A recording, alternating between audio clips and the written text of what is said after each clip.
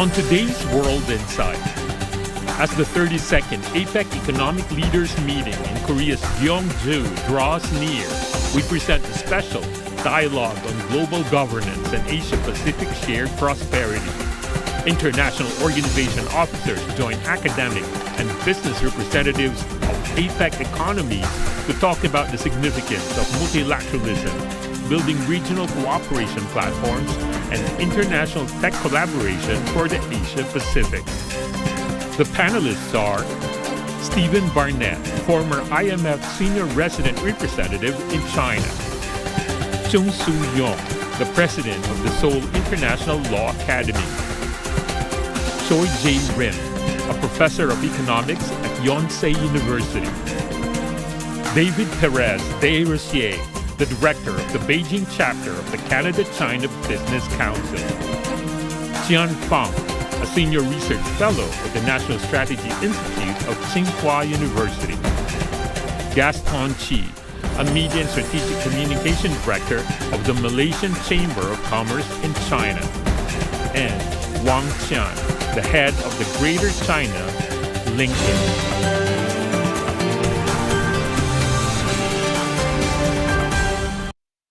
Let's dive directly into our conversation. Our topic is APEC. Asia-Pacific region is such a dynamic place where it hosts some of the biggest economies, some of the best synergy among economies as well.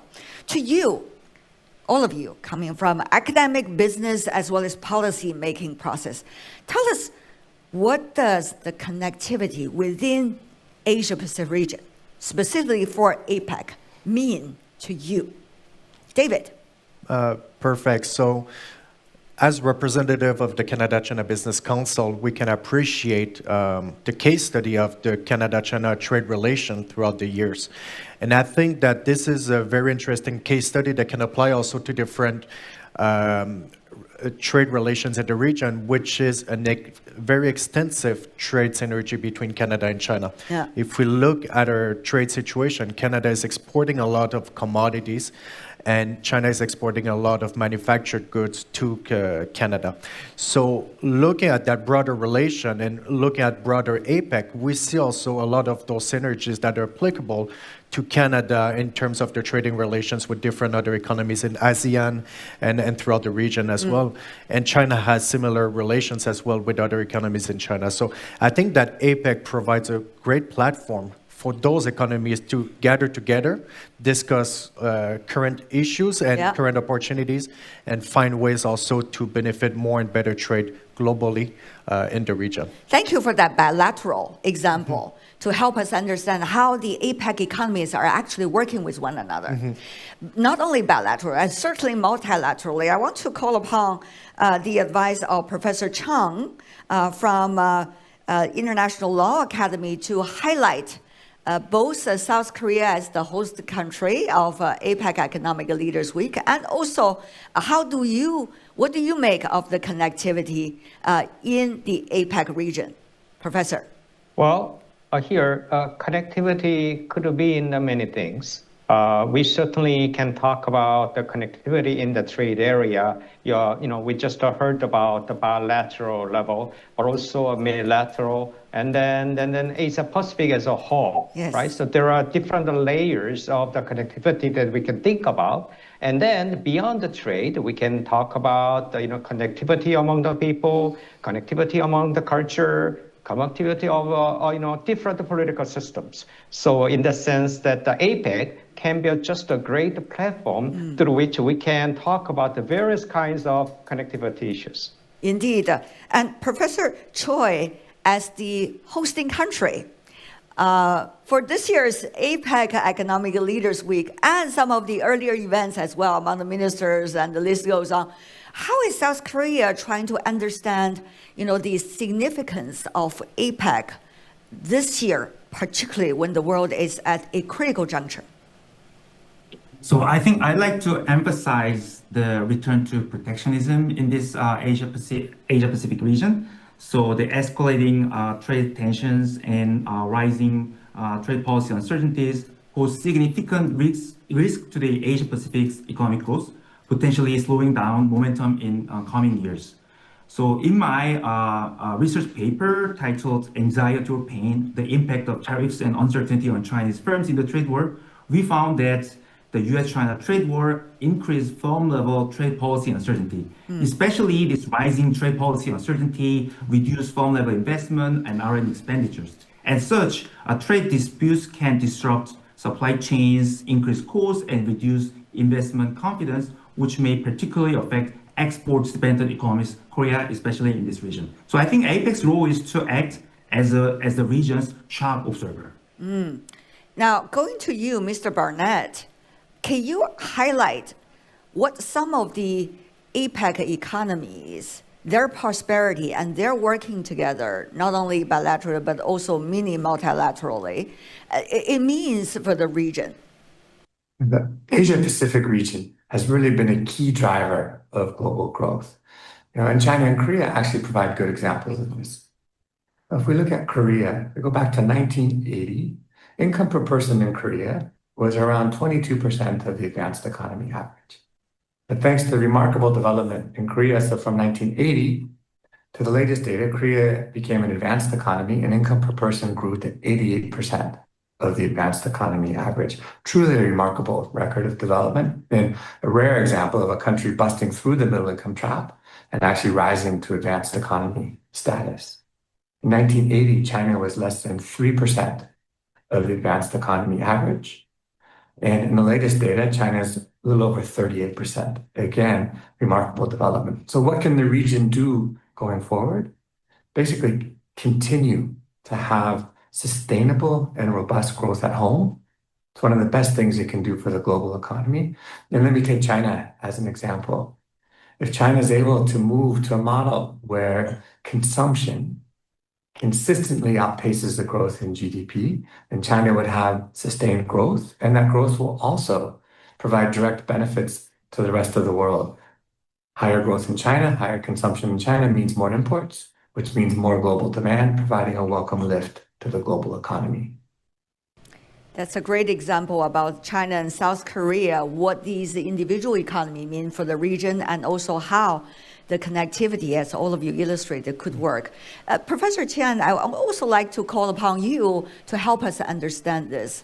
APEC has been a very important platform for China, and also, shall I argue, Gaston, for the emerging economies in Asia. ASEAN is an important example. So how do you see this year APEC could play its role at a critical juncture? Professor. Yes. The APEC consists of 21 members. Yes. It accounts approximately 68% of world population. Indeed. And nearly 40% of the world GDP. And under current circumstances, I think the APEC, this year very important because the APEC now can play a very important role as a stabilizer. Can strengthen the people's confidence. Yes, also can provide the APEC, the members, are shared, to against the short of the uncertainties. As for the business people, especially for Gaston and Nancy, you are very pragmatic. You need to do business, right? So how do you see a very abstract concept like APEC? How is it likely to serve the business community, serve your customers, and serve the overall growth of the region? David already talked about his views, but I would like to hear your views briefly. Gaston and Nancy. Sure. I think we talk a lot about trade and tariff. I think the other T that I would like to bring in is trust. We are talking about 21 different economies. And as Professor have said, 1/3 of this population forms the world. 60% of it is contributing to the world's GDP. It is a big market. It's a big chunk. And of these 21 economies, I visited more than 11 of these countries. And although we have differences, but we all need to understand that we are all under one roof. We're a big family. And I think APEC provides a table long enough for all of these countries to have a voice. Resilience cannot be built on isolation. It needs to be built in partnership. And that's how innovation happens, and then that's how prosperity can prosper. Because you need to bear one thing in mind. These 21 economies did not inherit the prosperity. They co-design it, they co-author it, and to share it among all of us. I love the logic of the business community. Very direct, right? Straightforward. That it is. We don't play the political games. Let's go to Nancy. Tell me more about, from the business perspective, you are an international company based in China, operating in Greater China. So actually, how do you see Asia Pacific, APEC, as a platform for you? Yeah, thanks for the question. I can't agree more with David. Communication just not about talk. It's about seeking real understanding between each other. It's to respecting the differences and addressing each other's pinpoints. So that's why we are very confident Asia Pacific represent the growth, represent most promising growth in the globally. So that's why really embrace the diversities, build the trust, build the innovation and the connection together can make a real difference. I really love the on-the-ground examples all of you are trying to provide to our audience. You know, these are real food for thought.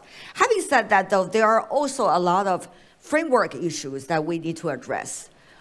Professor Choi, as an economic professor, I'm sure you are very much aware of the regionalization has been vibrant in the Asia-Pacific region, for example, on the APEC platforms, and also involving the economies of the region. For example, you have RCEP, involving ASEAN countries with Northeast Asia, and the list goes on. You also have CPTPP, with Japan and many others joining in, even though China is not yet already applied, but not yet a member of it. You also have ASEAN, which is such an active, platform in the region, and North America, U.S., Mexico, Canada, just to name a few. There are also other entities in Latin America, and there are also synergies among all of these platforms we're talking about. So are we going to see an updated version of these different platforms continuing to contribute to APEC, this bigger platform? Or are we going to see more fragmentation and even uncertainties among every of these entities we talk about? And as a result of that, we don't know where to go. We have to wait, but until when? That is really the question, Professor Choi. The economic integration initiative like RCEP or CPTPP generates winners and losers. So for those adversely affected, inclusive policy design is essential. So with trade and investment measures, explicitly targeting rural and underserved population through support for local SMEs, cooperatives, and smallholder farmers. In addition, capacity building and skill development, including vocational training, digital literacy, and technical skills can empower local population to participate effectively in regional value chains. 2025年亚太经济合作组织领导人非正式会议即将在韩国举行。本次活动围绕全球治理与亚太共繁荣这一主题进行交流，具有十分重要的意义。当今世界，各国利益交融，休戚与共，不断扩大的共同利益，必须通过不断完善的共同治理来维护。携手合作，互利共赢是唯一正确的选择。今年9月，习近平主席创造性地提出了全球治理倡议，为构建更加公正合理的全球治理体系贡献了中国智慧、中国方案。APEC 作为全球经济治理的重要平台，是亚太地区层级最高、领域最广、最具影响力的经济合作机制。在当前地缘冲突加剧、逆全球化思潮抬头的国际形势下，亚太合作面临不进则退的严峻挑战。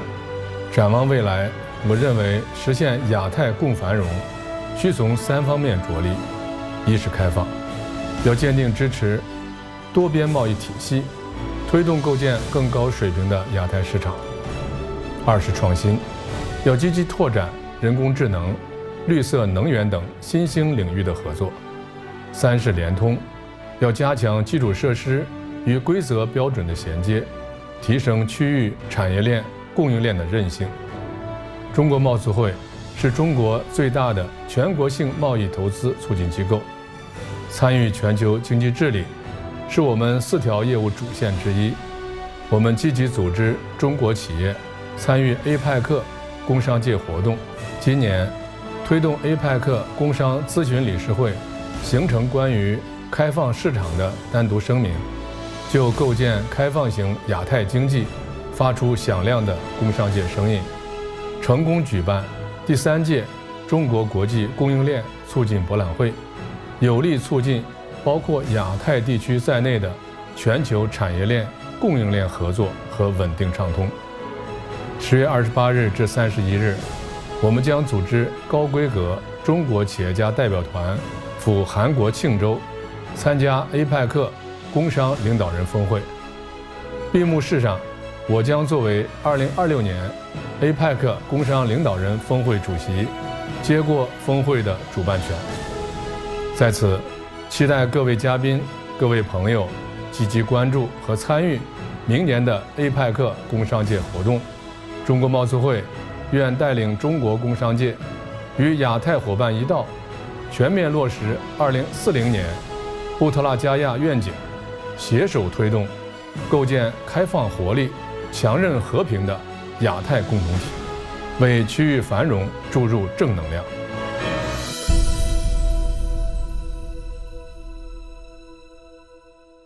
The important question of where trade is going, whether trade is still going to be the engine for all of these entities and have them contributing to APEC. Gaston, you know my question.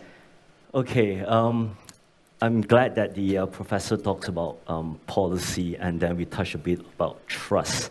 I think where growth is going to happen is where there is transparency. When these policies are interpreted transparently, and when all of the members do not feel that they are left behind, then I think there's real growth. Very much in like our work when we set up family office for families. You have family charter, you have family governance, you have family policy, but every members play a part. The mom, the dad, the siblings play a part for not just the legacy. Legacy we are talking about not just this generation, but the next generation, but also for the succession. So I'm glad that I'm born in a time in the 1980s where APEC was just born. And we see a lot of great changes. We see people can travel easily, free visa. We see trade, it's beginning to emerge more and more. But again, back to my point is that when the grassroots can feel the benefit of this movement of trade, that is when they buy into this narrative, and that's when economy will have movement. Well, all of you said the right thing, but let's mention the elephant in the room. The elephant in the room is geopolitics. The elephant in the room is tariff, right? That brings us to all of these uncertainties. So Professor Chen, I want to call upon you. Tell me what you think about, what is really facing the leaders of the APEC economies when they're gathering together. What do you expect them to solve this time so that the economies can grow, the jobs can be secured, business can have their investment plans for the next 5 years, for God's sake? So, Professor. Okay. Yes, I think, yes, I think everybody in the APEC attach great importance about the leaders meeting, because yes, every time in the leaders meeting can, I think can have a strategical guidance roles take the China and US as example. The China-US is one of top one, top two, the largest economy is.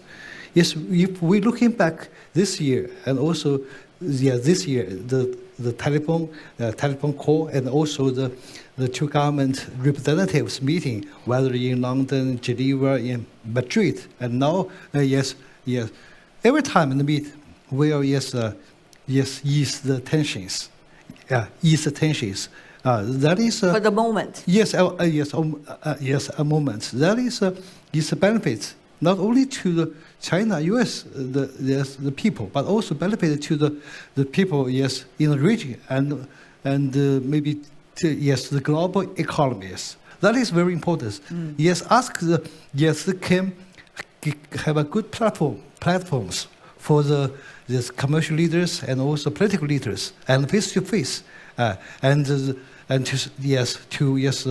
pick out the good solutions for the current challenges. Maybe one meeting and two meetings cannot solve problems, but with the confidence and also mutual understanding accumulating, I think we're close. It will be closer to the final solutions.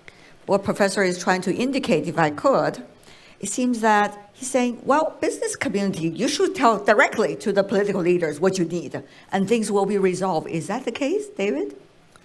Well, advocacy is an important part of doing business internationally. That's also what chambers are for, right? Exactly. Yeah. I would say that there's two key words for business leaders in terms of not only engagement domestically, but also broadly and internationally. Number one, it's platform, and number two, it's predictability. Businesses often like to make decisions not for the next year, but for plans that go 3, 4, 5, even 10 years. So, of course, business leaders, when they have the opportunity to engage with international political leaders, this provides a great opportunity for constructive dialogues in terms of what kind of policies can be applied and developed to promote sustainable and stable trade, not only bilaterally, but also, I would say, globally. Next year, APEC will be in China. This will bring many Canadian business leaders throughout the year to here in China to see what kind of innovation is being done, what are the key sectors, how can they contribute here, how can Chinese companies contribute to the Canadian economy, but also how can they work together also in their own interests, but in the interests also of other countries in the region. I see. Gaston, your thoughts?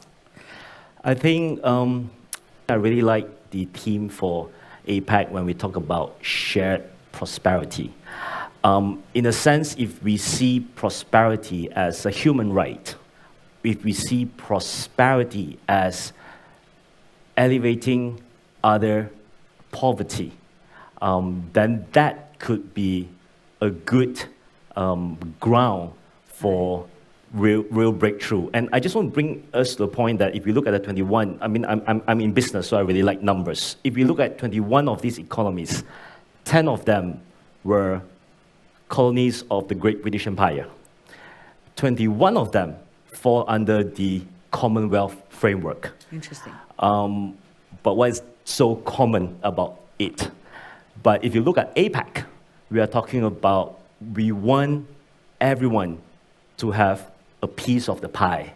So I think that changes the entire narrative. I love what you're saying. It's not win and lose. If you win, I lose. But rather, how can we win together? Everybody has a bigger pie. How can we build that happen? Make that happen? That's a wonderful thought.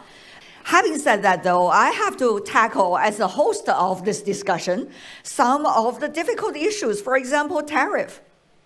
This has become such a, shall I say, a turbulent factor in all the discussions, not only in the boardrooms, but also in the conference rooms, as well as in a public discussion like ours right now. So how can we take, as Professor Chang earlier beautifully called upon us, one small step at least, every step count, toward a better solution for all of us. Gaston, I call upon you to answer that question first, because ASEAN has been great for the spirit of cooperation. It's a tricky one. It is. But I'll bring everyone's attention back to the fundamental of tariff is just a tool. And it's a tool sometimes that is used against others. And the underlying factor is, again, back to what we discussed, it's trust and transparency. Yeah. If we can build that, then the whole issue about tariff might be relooked at a different angle, because what business cannot stand is not tariff, but unpredictability in the long term. Mm-hmm. That's what investors do not like. That's what business cannot stand. So I think if we could bring back predictability through APEC structure, then we will see this story being told differently. So back to what we said, I think there's strength in our unity. Yeah. And as Malaysia will say, Bersatu Teguh, which means that if we are united, there is victory. All right. Professor Choi, your thoughts on that? I think tariff itself is harmful, but also the uncertainty nowadays, like tariff is not realized, but also there's some trade policy uncertainty rising. So I think we should use APEC as a platform to discuss these trade frictions and prevent escalation. So through initiatives that simplify customs procedures, harmonize standards, and promotes digital trade, and APEC does help lower transaction costs and maintain trade flows. I see. David? This year, just to get back to the Canada-China situation, we see in the first half of the year that bilateral trade increased by 9%. Mm-hmm. And we also noticed that there's been re-engagement and more discussions happening between both governments. So I think this is a great example as well, that when you discuss and when you use multilateral platforms such as APEC, G20, and many other ones that you highlighted earlier, this really helps reduce, I would say, misunderstanding, build constructive solutions where partnerships and collaboration can be enhanced or developed. And then, because this can also help address global issues such as climate change, where APEC will play a significant role in addressing those global issues. So the key word for us is engagement, and we're very pleased to see engagement not only at APEC, but throughout different platforms. And we look forward to see what is going to be coming out of APEC in a few weeks from now. This gathering matters for three reasons. First, time. The conversations here can sharpen priorities and inform the regional agenda in real time. Second, participation. Voices from China, Canada, Korea, and beyond demonstrate that shared prosperity is built by many hands. Third, purpose. The theme, global governance and Asia-Pacific shared prosperity, reminds us that rules, trust, and inclusion are structure of. Este tipo de espacios de diálogo son fundamentales para fortalecer la cooperación entre nuestros países y avanzar hacia una gobernanza más inclusiva, sostenible y orientada al bienestar común.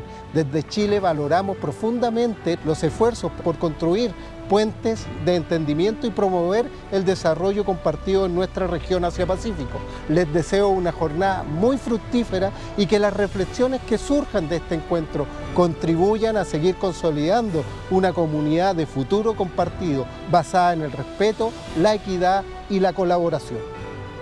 On the eve of the APEC Leaders Meeting, this forum carries great significance, bringing together leaders and experts to exchange insight and shape a common vision for the future.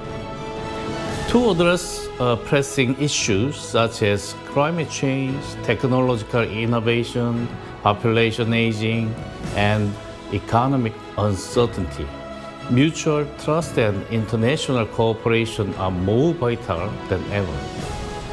I sincerely hope today's discussions will offer constructive solutions to the challenges confronting the Asia-Pacific region and further strengthen the friendship and the collaboration among member economies.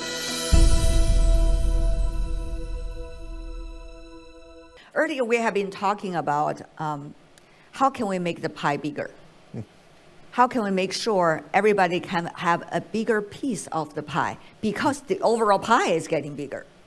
So that has a lot to do with what's going on in our world today. We see the trade negotiations bilaterally taking place. There are a lot of news every day, and it's always changing.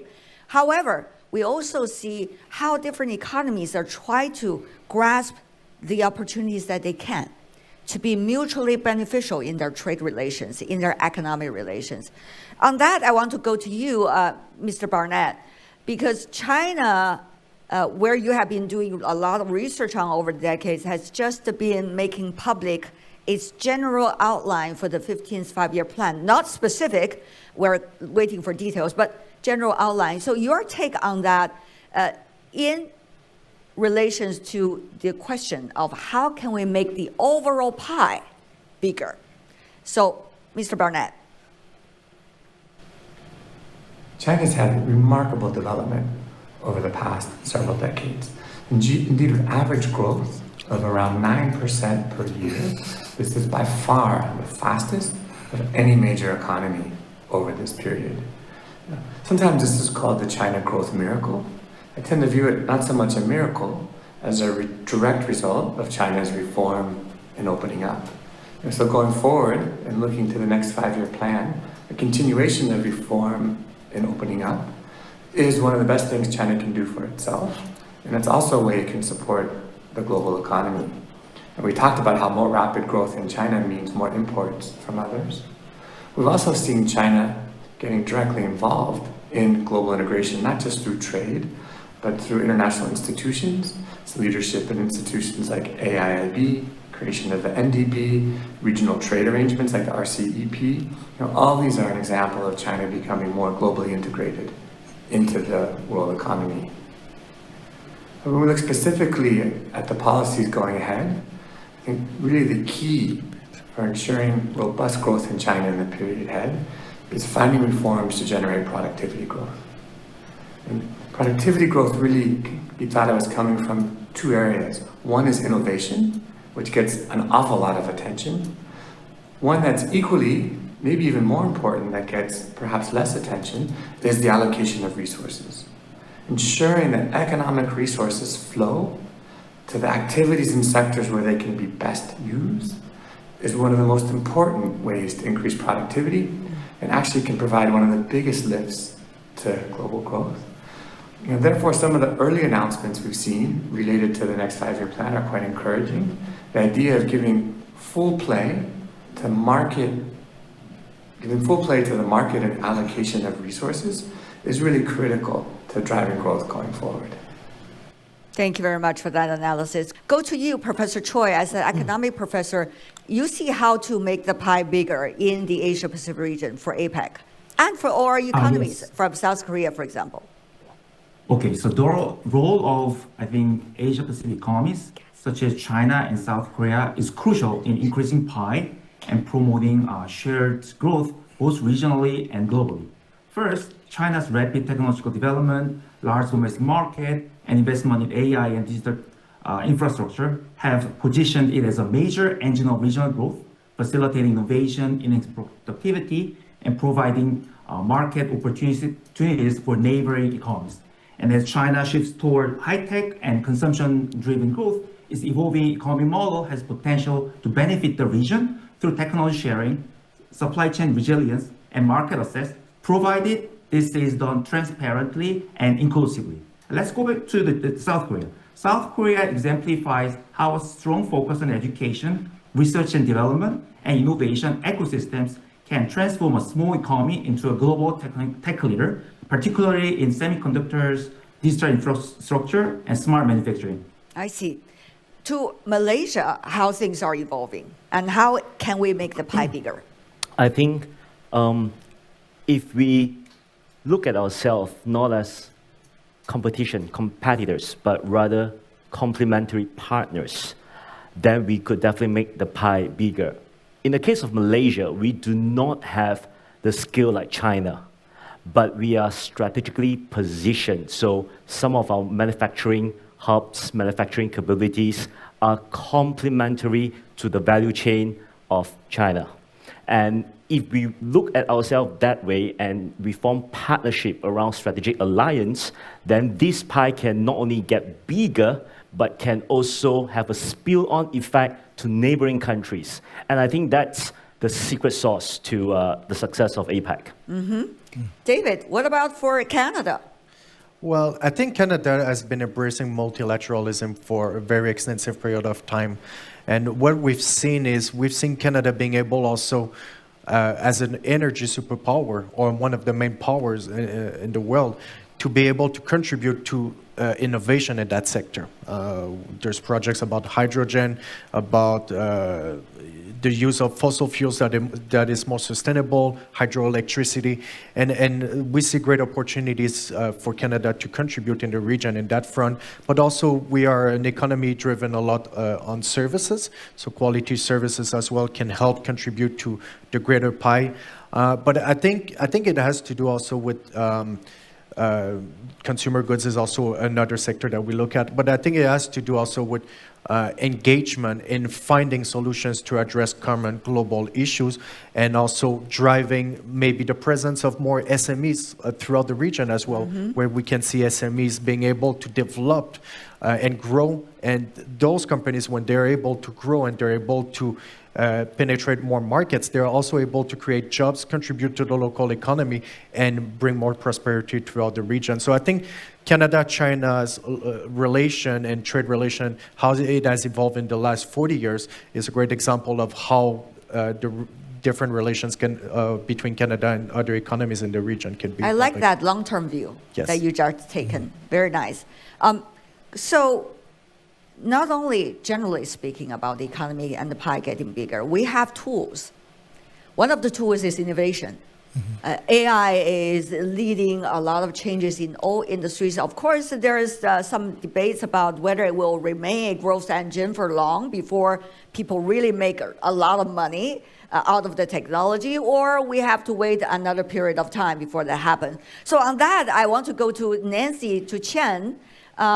You are working for a high-tech company, but at the same time, that company is so much linked to the social landscape that's changing in the Asia-Pacific region. So maybe you are the best one to help us understand how much innovation, especially AI, can be a tool for us for the positive change for the region. Nancy. Yeah, that's a great question. I know at a tech company like LinkedIn, we are really embracing AI because AI is transforming everything from how we work to how we live. So based on LinkedIn's Future Talent Report, by 2030, 70% of the skills at our current jobs will change. So that's why whether you can grasp this AI transformation is really crucial for either individuals or the companies, even the countries, can be successful in the future. So that's why, based on our platform, we see a tremendous growth on the AI skills. Let's take APEC as an example. 142 times increase in our professional network for the members, adding AI as their skills. And now the ChatGPT is the #1 skills, surpassing soft skills like communication in the past 10 years. So that's why AI is really not a discussion whether we should embrace it or not. It's about how we embrace it and how fast we can implement it into our daily work and even our daily life. So technology-wise, it is the tool for the future, but it could also become a dividing factor. What are your thoughts on this regarding the upcoming APEC Economic Leaders Week? Professor Chung? Well, comparing with the other important global and regional issues, AI has a very important characteristics of not knowing the existence of the territory. somehow all the engineers of the AI would presume that AI technology needs to cover from the beginning, from the day one, to all of the world. In the sense that I think that in order to go up using the benefits of the AI, I think what leaders can talk about is about the risk size of the AI. In the sense that at the global level and at the multilateral level, there are some initiatives, especially among the governments. As we clearly know, at the United Nations level, there has been discussions on this issue, and then at some at the multilateral level, initiated by the governments of Netherlands and Republic of Korea, that AI needs to be taken care of from the perspective of the risk management. So other than risk for now, I think in order to have more benefits and the potential benefits that we can get out of the innovations in AI area, maybe we can leave most of the opportunities to the hands of Nancy and other business people and the technicians who are thriving actually to find out the better and the more efficient technologies that can ultimately bring the benefits to the all. But once again, what especially governments needs to do, we have to avoid any situation where we will be mismanaged by the AI. That's as I said, the risk management. In other words, responsible AI. All right.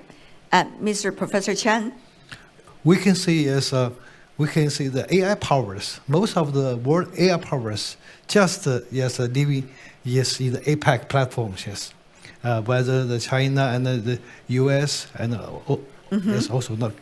We can have a lot of things to do. Yes, but at the same time, we do not forget the AI is just like previously technology. Some groups they developed very fast by AI empowerment. But we do not forget there are still a lot of vulnerable groups. Yes. Technological gap to be addressed so that to bring the society as a whole to win us. Yes. So I want to thank our wonderful panelists for giving us a lot of food for thoughts. Thank you so much, ladies and gentlemen, for your input to help us solve some of the thorniest issues of our world today. And of course, our young leaders sitting here and beyond this room who are going to build bridges, I'm sure, for the future. Thank you so much for being with us. All the best. Thank you.